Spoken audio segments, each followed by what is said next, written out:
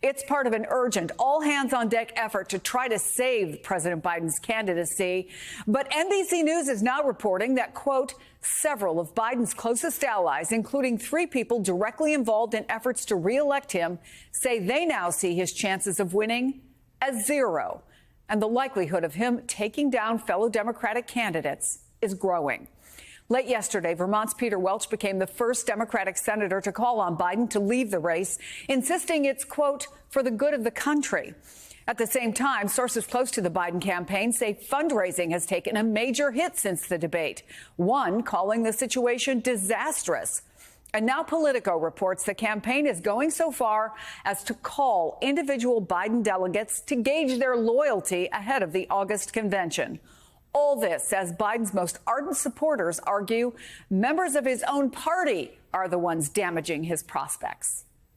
He has earned this nomination. It hadn't been given to him. He earned it because of the good work that he's done for the American people. And so we need to stick with him. Look at what the Republicans are doing right now. This guy has been convicted, Donald Trump, 34 times convicted felon, found liable of sexually assaulting a woman. And we're going to send that to the White House? Wake up, America. Wake up, Democrats. It's time to stiffen your spines and knock your knees and be for your president. Stop with all of the hand-wringing. Let's focus on winning this election, not for Joe Biden, but for the American people. I want to bring in NBC's Julie Sirkin on Capitol Hill. Jonathan Lemire is Politico White House bureau chief, host of MSNBC's Way Too Early, and an MSNBC political analyst.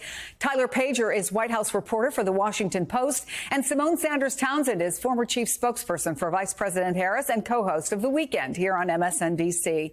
So, Tyler, you're on the byline of the report that Democratic leaders want convincing evidence that Biden's team can turn this thing around. So what exactly does that look like? Yeah, they want to see a path to victory. They are increasingly concerned about their electoral prospects and how the president may drag them down in these key battleground races. And so they want to see from Biden's top advisors a clear, data-driven strategy to recover from this politically disastrous debate performance in Atlanta. We're expecting them to press campaign aides today at that lunch for more details about that. But also, as we reported in that story, we're also expecting more members of Congress to call for the president to step aside. One of the holdups from them was the ongoing NATO summit. They did not want to publicly embarrass the president as he's on the world stage with other global leaders. But as that summit comes to a close tonight, we could see the floodgates open again tomorrow and into the weekend for this critical juncture point ahead of the start of the Republican National Convention. And also, we're expecting to see more polls, internal polls, public polls, and Democrats are anxiously awaiting to see how much damage the president is doing to their own electoral prospects. After all, these Democrats want to be reelected themselves, and they're not willing to stand by and support the president if he's going to damage their own electoral prospects because of voters' concerns about his age. Julie, there's no doubt that the campaign is trying to convince Democrats to stay on board. But what's your sense of how many Democrats you're speaking with on the Hill can still be convinced?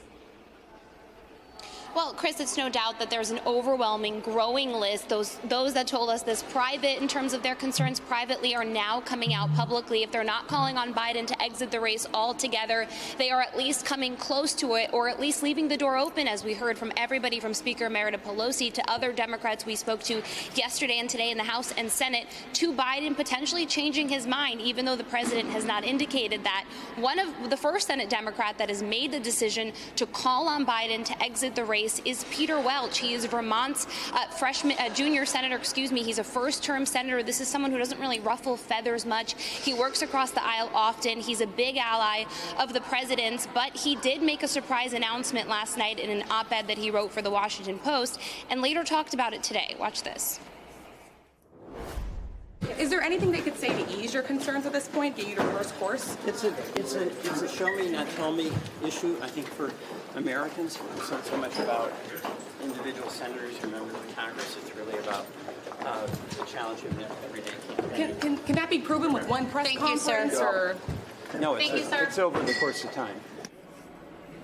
Now, Some senators are still waiting through the weekend to see what they hear from the president in his NATO press conference today, to hear from the campaign team that has descended on the Capitol a couple of feet away from where I'm standing right now, just outside of the Capitol. Campaign advisors meeting with Senate Democrats, trying to show them polling, show them data, convince them, according to a background memo that we had obtained, that Biden does have a path to victory in a lot of critical states against Trump, and more importantly, perhaps to vulnerable Senate Democrats that are listening to this presentation, that they could have a shot as well when it comes to defeating and keeping their vulnerable districts blue come November. You then have those like Senator Joe Manchin, who is keeping all of us on our toes. He's in that category of Democrats, Chris, that I mentioned that are waiting, still giving Biden some time before making that decision. Here's what he said.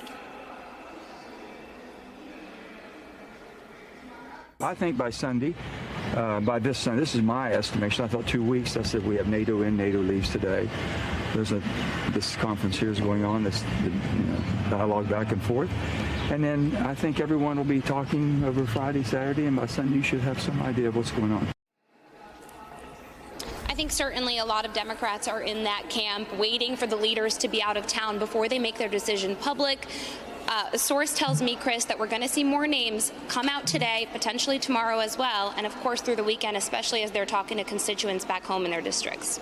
So, Jonathan, if we take a step back, it seemed earlier this week there was at least a period of time where no new people came forward saying they wanted Biden to step down. Maybe it seemed like things had calmed down. Clearly, that's not the case as we head into that press conference tonight. What's your reporting on, is the dam going to break? Yeah, well, first of all, Chris, to your point, I've spoken to a number of Biden aides who said they woke up yesterday morning feeling pretty good about where they stood, believing they had managed to fend off most of the calls for President Biden to be replaced atop the ticket.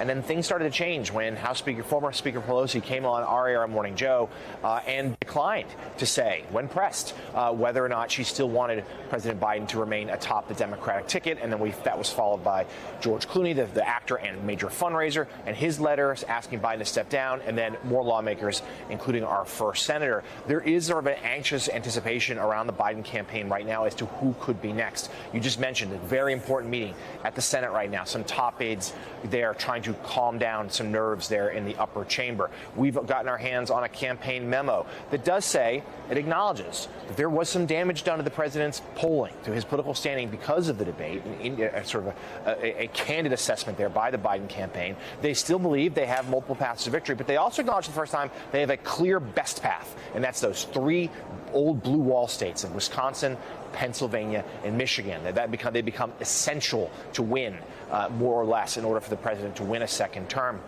And there are going to be all sorts of eyes tonight on this news conference here. I'm at the NATO summit site in Washington. That news conference slated for 6:30 p.m. The president, fairly or not, everything he says, every word is going to be parsed. Every stumble will be looked upon as a potential sign of weakness or strength. But even Biden aides tell me they expect him to do well, but they know that even a strong news conference performance won't silence all the chatter. It won't silence all the doubts. It will be an important step, as is a rally tomorrow in Michigan, the president heading back on the road next week. But certainly a lot of Democrats and a lot of Biden aides frustrated this is going on. Certainly the Biden camp wants this to be done. They're telling me the president remains committed to being in this race, and they want to start drawing the contrast again with Donald Trump. They want to let Trump dominate the headlines, which they think that will be good for them. And that could start in the next couple of days when he names his vice presidential pick and has the Republican National Convention next week. But if this drama with Biden continues, it'll overshadow perhaps even that. So, Simone, if you're in that meeting right now, if you're a member of the Biden campaign and you're trying to convince these skeptical senators, hold your fire, what's your best argument? Look, I think your best argument is there was a primary process, and you can have qualms about how open you think that process was, but there was a primary process, and Democratic voters cast their ballots for Joe Biden and Kamala Harris. And talking to and asking the senators in that room, have they heard from the delegates? Have they heard from the voters in their states? Because the senators, thanks to my former boss, former Senator Bernie Sanders, the senators and members of Congress, they no longer have a vote on the first ballot when it comes to convention. They're all super delegates. They are unpledged delegates, and unpledged delegates do not have a vote on the first ballot. And so I do think that there's a fundamental misunderstanding of the process here, but also the Biden campaign campaign team has to understand that the concerns that are being raised by the members of Congress specifically are directly tied to what is going to happen at the ballot box for these down ballot races. Well, and can I interrupt you there for just a second? Because we just heard from Minority Leader Hakeem Jeffries, and he said that the conversations about Biden are clear-eyed and ongoing. And I want to play for you him being asked if Biden is a liability, and I'll pick up your answer on the other side. Are you worried that Biden is a liability for your most vulnerable members? No. What do you make of that? Well, it's my understanding that House Democrats specifically are looking at the generic ballot, and the generic ballot still has House Democrats, when it comes to Democrats and Republicans, House Democrats besting Republicans, House Democrats, and also I would argue a number of these Senate races. And if you look at state polling from Pennsylvania to Nevada and even in Wisconsin, those elected officials who are on the ballot, those are all incumbencies. Folks are running ahead of the president. And so their concern, frankly, which I understand, is that they don't want those numbers to slip because, think about it, it's the House that certifies elections. If Joe Biden does win, if he stays on the ballot, which he says he is going to do thus far, and he wins re-election, and Speaker Johnson is the speaker, do you think he's going to certify that election if it's close? Those are real questions that Democrats are asking themselves, and those are the stakes. It is the House on January 6th that will certify the election, and it will be the members who win on November 5th that will be sitting in those seats. So the concerns are understandable, but then again, Chris, I've talked to a lot of, again, delegates, DNC members, and they are frankly frustrated. I talked to 2 caucus chairs just this morning of 2 of the largest caucuses of the Democratic National Committee, and they are frustrated with elected officials in Washington who do not understand the process, they say, who are speaking out of turn and have not picked up the phone and called them to ask them what their membership is saying, because their membership, they say, is still with the president. Hey there, MSNBC fans. I'm Luke Russert, and be sure to join me, Rachel Maddow, Jen Psaki, Lawrence O'Donnell, Steve Kornacki, Joy Reid, and many more September 7th in Brooklyn, MSNBC Live Democracy 2024. Click on the link for ticket information. We will see you there.